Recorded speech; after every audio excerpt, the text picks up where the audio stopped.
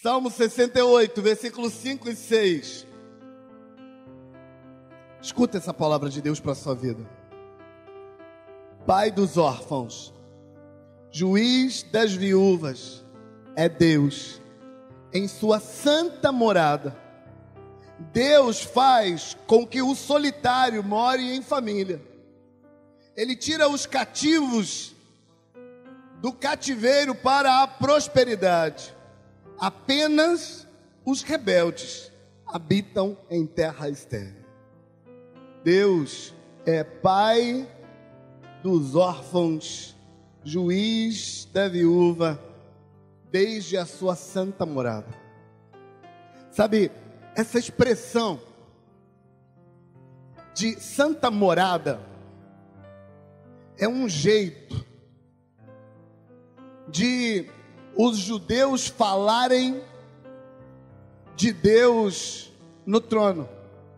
Sabe, a ideia por trás de Deus em sua santa morada tem a ver com quando o rei, sendo rei, se apresenta perante a multidão e se assenta no trono. Uma coisa é o rei aparecer perante a multidão, andando por ali no meio do povo, ou o rei aparecer perante a multidão, cumprimentando um ou outro. Mas tem uma coisa diferente. Quando o rei, perante a multidão, vai até o seu trono e se assenta, a mensagem que ele está mandando ele assumiu e reivindicou o seu poder. Esse indivíduo não é qualquer um, ele é o rei no pleno exercício do seu poder. Não é apenas ser o rei, é ser o rei fazendo o que ele foi chamado para fazer. O rei na sua dignidade. Quando o salmista diz, Deus em sua santa morada, está dizendo assim, Deus assumiu o lugar que é dele, o poder que é dele, a grandeza que é dele. Ele se colocou acima de todos os mundos, de todas as eras, de todos os tempos. Ele colocou-se a si mesmo no lugar que é dele, na sua dignidade de divindade suprema. Ele se assenta no seu trono e na sua grandeza ele diz, vou me apresentar para vocês. E quando Deus se apresenta, ele diz assim, sabe quem sou eu? Eu sou, na minha grandeza, na minha soberania, eu sou o pai para os órfãos, e eu sou juiz para as viúvas. Sabe, a maioria das vezes que homens poderosos reivindicam sua grandeza, a maioria das vezes que homens poderosos dizem, você sabe quem eu sou? Algumas pessoas se colocam no lugar do poder para usar o poder em benefício próprio. E ele diz, você sabe quem eu sou? Quando ele diz isso, ele está se colocando no lugar mais alto da sua posição para dizer ao outro, você precisa respeitar a minha posição. Homens poderosos se assentam num lugar poderoso para dizer, eu tenho poder, você não tem, submeta-se a mim. Mas o Deus Todo-Poderoso se assenta no seu lugar alto, no alto do seu poder. Ele assume a sua grandeza para se apresentar. E quando ele vai se apresentar, ele não diz, você tem que me respeitar, você tem que fazer o que é certo, você tem que parar de fazer o errado, você tem que trazer oferendas para mim. Não. Quando ele se assenta no seu alto e sublime trono, o grito dele para se apresentar é, eu sou o pai para os órfãos, eu sou o juiz para as viúvas. Sabe, homens poderosos no decorrer dos tempos precisaram apresentar Deus. E muitas vezes, quando homens poderosos foram mostrar Deus, eles não mostraram Deus como pai para os órfãos e juiz para as viúvas, porque eles precisavam dizer, eu sou representante de Deus, você sabe quem é Ele? Mas Deus não precisa fazer isso. Quando Ele vai se apresentar desde a sua santa morada, Ele diz, eu sou o pai para órfãos. Eu sou juiz para viúvas. E quando Deus diz que Ele é pai para órfãos e que Ele é marido para viúvas, Ele está dizendo duas coisas. Não é marido para viúva, é juiz para viúvas. Ele está dizendo duas coisas. Número um, eu estou liberando e colocando disponível o poder que eu tenho para socorrer aqueles que sejam capazes de admitir que precisam. O órfão é alguém que precisa de pai. A viúva é alguém que precisa de socorro. Sabe quem nunca vai receber a ajuda de Deus? Quem acha que não precisa. E aqui entra uma categoria especial de crentes que dizem assim: pastor, mas Deus não vai fazer qualquer coisa não. Deus tem as coisas dele, porque as coisas impossíveis são para Deus, as possíveis são para o homem. Eu acho que você não deve estar falando dos mesmos homens que eu. Sabe por quê? Porque os homens que eu conheço, para eles tudo é impossível. Não, pastor, mas eu não sou tão impossível assim. Tem umas coisas que eu consigo fazer. Você consegue agora. Sabe, a circunstância vira e homens poderosamente musculosos que levantam centenas de quilos mirram, emagrece e vira um amontoado de pele e osso em cima da cama gemendo. E é aquele mesmo indivíduo que levantava peso ontem, você olha para ele hoje e você descobre que ele não consegue levantar nem o próprio corpo. Então, para o homem, tudo é impossível, depende da circunstância. Então, se você ficou plantando aí na sua cabeça que tem coisas que Deus não faz, que é para o homem fazer, escuta isso: se Deus deixar alguma coisa para o homem fazer, ele vai se encrencar. Então, quando Deus diz que Ele é pai para os órfãos, Ele está dizendo: você já admitiu que tem limitações além das suas? Porque enquanto você não admitir que tem limitações, que vai além das suas capacidades, Deus não vai fazer nenhuma intervenção. Porque quando Ele se apresenta assentado no alto do seu poder, Ele diz assim: estou procurando órfãos, eu estou procurando gente que consegue admitir que precisa de ajuda. Sabe, os alcoólicos anônimos, quando estabelecem os 12 passos para a recuperação, o primeiro passo estabelecido por eles para que o indivíduo vença sua dificuldade com a adicção é admitir que ele não pode vencer. Mas sabe o que é legal? É que o segundo passo é chamar um poder superior para socorrê-lo. E por que o segundo passo é chamar o poder superior e o primeiro é aceitar a impotência? Porque o poder superior não opera na vida de gente que acha que dá conta sozinho. O poder de Deus não visita quem acha que tem valores para barganhar, quem acha que tem valores para negociar. Deus se assenta no trono e grita: ei, vou me apresentar para vocês. Quem sou eu? Minha identidade é essa. Eu sou pai dos órfãos. Seu trono está acima de todas as criações. O tempo, o espaço, as energias, os poderes, não tem ação nenhuma sobre ele. Ele está fora da criação. E considerando que tempo e espaço é uma criação, Ele o criou, Ele está fora disso. No alto do seu poder, Ele podia dizer o que quisesse sobre si.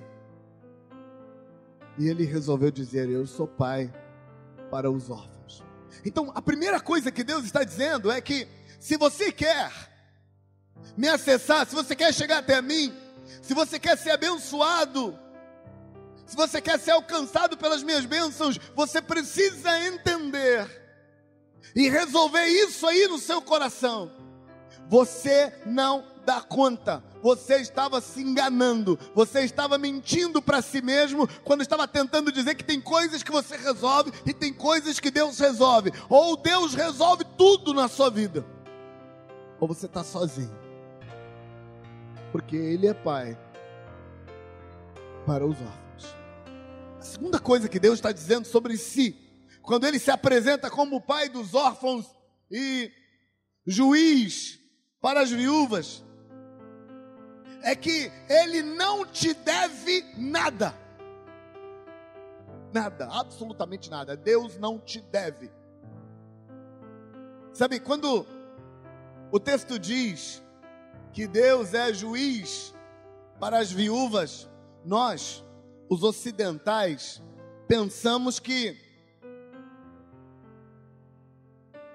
a referência de juiz é a referência ocidental de juiz. E se um juiz disser para alguém, na nossa democracia, para um cidadão que ele não deve nada, ele está enganado no exercício da posição dele. Porque para a nossa cultura ocidental, o juiz é alguém que é representante do poder, e ele tem obrigações sim para com o povo. Mas no tempo de Jesus, aquele povo não estava sendo governado por um governo democrático como o nosso, e que tem um poder judiciário, operando com obrigações para com o povo. Na época de Jesus, o juiz era apenas um cidadão, normalmente rico, poderoso e respeitado, normalmente sábio, inteligente, alguém que por causa da sua riqueza, por causa do seu poder, ou no mínimo porque toda a cidade o respeitava como um homem sábio, ele era procurado por cidadãos para pedir ajuda. Ele não era alguém contratado pelo Estado. O poder daquele homem era dele. O poder daquele homem era herdado dos seus pais e construído com a sua própria força. Esse homem, esse juiz, não devia nada a ninguém, não tinha obrigação com ninguém, ele tinha obrigação com a vida dele, com a família dele, com os negócios dele. Mas ele emprestava parte do seu tempo, parte da sua energia, parte dos seus bens, parte do seu respeito para servir e harmonizar a comunidade e a sociedade ao seu redor. Esses homens, por causa do respeito que tinham, por causa da grandeza que tinham, muitas vezes eles eram procurados por dois cidadãos que o colocavam como testemunha, porque ele seria a testemunha entre os dois, porque ele tem poder para garantir a palavra de um para com o outro. Eu me lembro de uma história engraçada, mas por favor não riam de mim, riam da história. Há alguns anos atrás, dois irmãos vieram me procurar.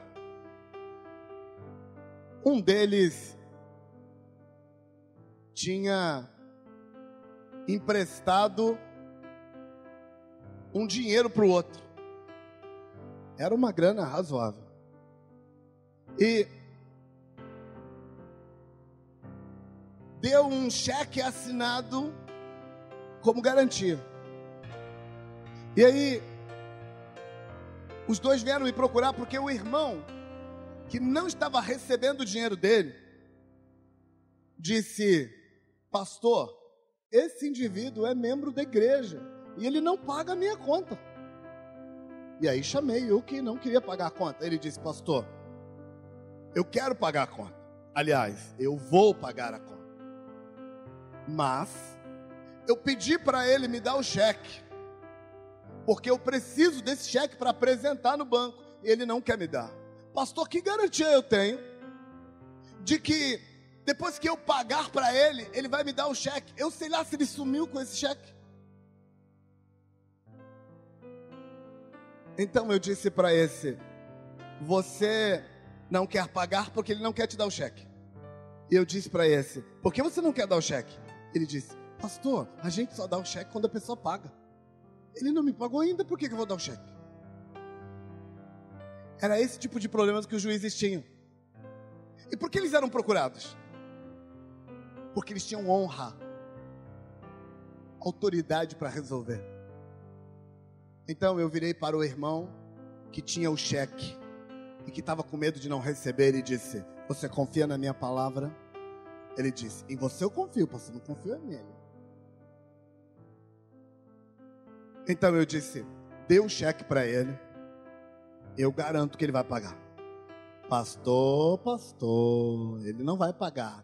Então eu disse: se ele não pagar, eu pago.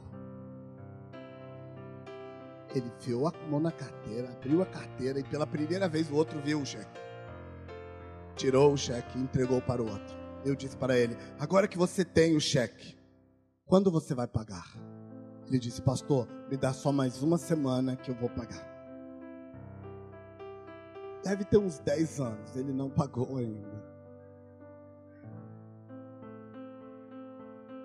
Mas eu paguei. Sabe por que eu paguei? Porque eu me coloquei como juiz. Eu podia não me colocar. Eu tinha o direito de não me oferecer. Aquela encrenca não era minha. Eu podia ter mandado os dois catar coquinho na beira da praia. O problema não era meu, era deles. Mas eu aceitei ser juiz sobre eles. E quando eu dei a minha palavra, eu disse: entregue o cheque, se ele não pagar, eu pago. Eu paguei. Claro que foi em 5 vezes. Mas eu paguei. Sabe, o juiz daquela época não era como o juiz da Suprema Corte ou o juiz da comarca local nos nossos dias. O juiz daquela época não tinha obrigação nenhuma de acatar aquela encrenca. Por que ele acatava? Porque ele queria. Porque ele tinha poder e resolveu usar o poder dele a serviço de quem não tinha poder, especialmente resolvendo encrencas e problemas sociais, porque ele tem, ele pode, ele resolveu fazer. Quando Deus diz nesse texto: eu sou o juiz das viúvas, quando ele diz: eu sou o pai dos órfãos, ele diz, ele está dizendo: eu não te devo nada. Não devo nada a você. Todas as vezes que eu me manifestar e que eu operar a bênção na sua vida, que eu atuar na sua vida, nunca será porque estou me sentindo culpado, porque estou frustrado, porque estou com medo da sua reação, porque estou com medo de você ficar triste, porque estou com medo de você falar mal de mim. Não te devo nada, não preciso de você para coisa nenhuma. Por que vou operar na sua vida? Porque eu quero, porque eu posso.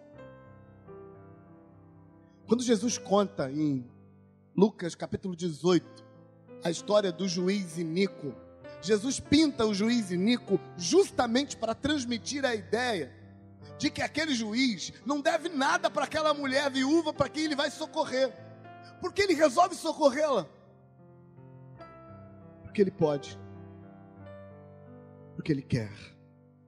Sabe, quando Deus diz, no alto do seu poder: eu sou o pai dos órfãos, o juiz das viúvas, ele está dizendo: você precisa aceitar que precisa de mim. Você precisa aceitar que eu não preciso de você. Ou isso, ou nada feito.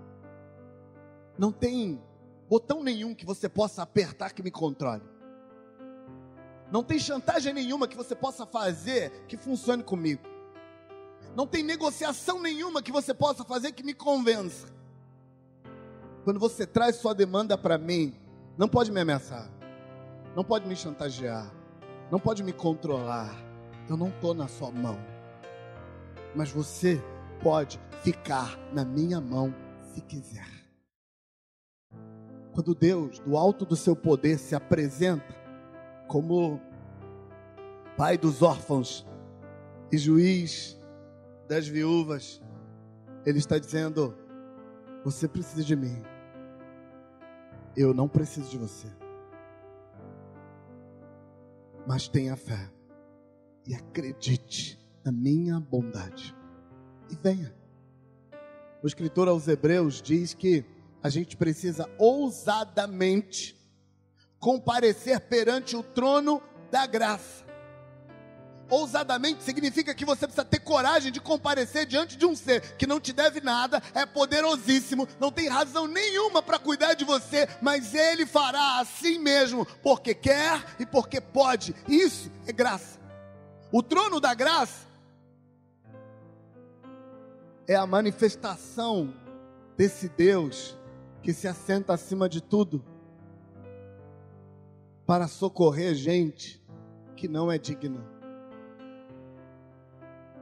O passado tempo da religião plantou no nosso coração que a gente precisa comprar Deus e pagar por isso. Mas a verdade é que Deus abençoa de graça, especialmente porque ninguém tem com o que pagar mesmo. Eu quero fechar dizendo o seguinte para você: Deus faz coisas impossíveis. O versículo 6 diz que Ele faz duas coisas que ninguém podia imaginar que Ele faria. Ele faz o solitário viver em família. E Ele faz gente escrava, gente que nasceu cativa, gente que nasceu escravizada, prosperar, ficar rico e cuidar da vida de multidões. Deus faz coisas que as pessoas nunca imaginariam que fosse possível. Eu não sei o que você está imaginando que seja possível, mas isso se encaixa. Deus pode fazer coisas totalmente impossíveis. Mas Ele não fará porque você o controlou. Porque não há nada capaz de controlar Ele. Mas Ele não fará se você não admitir que precisa de ajuda e que é impotente. Deus pode fazer alguém que é sozinho no mundo, que definitivamente não tem ninguém por ele. Deus faz uma intervenção e põe o indivíduo para viver em família. Deus pode fazer outra intervenção. O indivíduo nasce escravo, na pobreza, na miséria, sem nenhuma possibilidade das coisas mudarem. Para todos os lados que ele olha, a percepção dele é: nunca vai dar certo. Mas Deus intervém e de repente esse indivíduo, de quem ninguém esperava coisa nenhuma, prospera, enriquece, se torna poderoso, tem muito dinheiro, inclusive para intervir na vida de multidões. Quantas vezes Deus fez isso na história? Ele pode fazer isso. E as pessoas que pensavam que o poder dele estava disponível para aqueles que fossem melhores se enganaram. Deus não está abençoando os melhores, Ele está abençoando os órfãos. Para aqueles que pensavam que Deus tem um rabo preso, você sabe por que Deus vai cuidar de mim? Porque Deus tem um trato comigo. Deus vai cuidar de você. E sim, Deus tem um trato com você. Mas você não fez nada pelo trato. Ele não está te devendo coisa nenhuma. Quando Ele te abençoa, não está te pagando a conta. Sim, Ele tem um trato, mas o trato dele com você nasceu nele. Por causa dele, não tem nada a ver com você. Ele pode fazer coisas impossíveis, mas em vez de merecer, você precisa aceitar que não merece. Porque é pela graça que sois salvos por meio da fé. Isso não vem de vós, é dom de Deus. Não vem das obras para que ninguém tenha do que se gloriar. Sabe como esse salmo termina? Ele diz que apenas o rebelde não será abençoado. Qualquer um.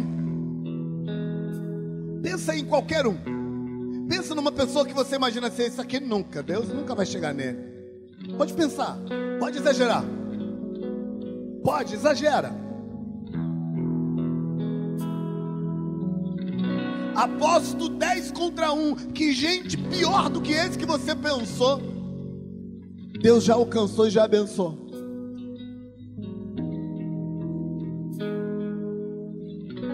Sabe o que Deus está dizendo? Ele está dizendo assim: apenas o rebelde não será abençoado. Sabe o que acontece com o rebelde? O rebelde é aquele que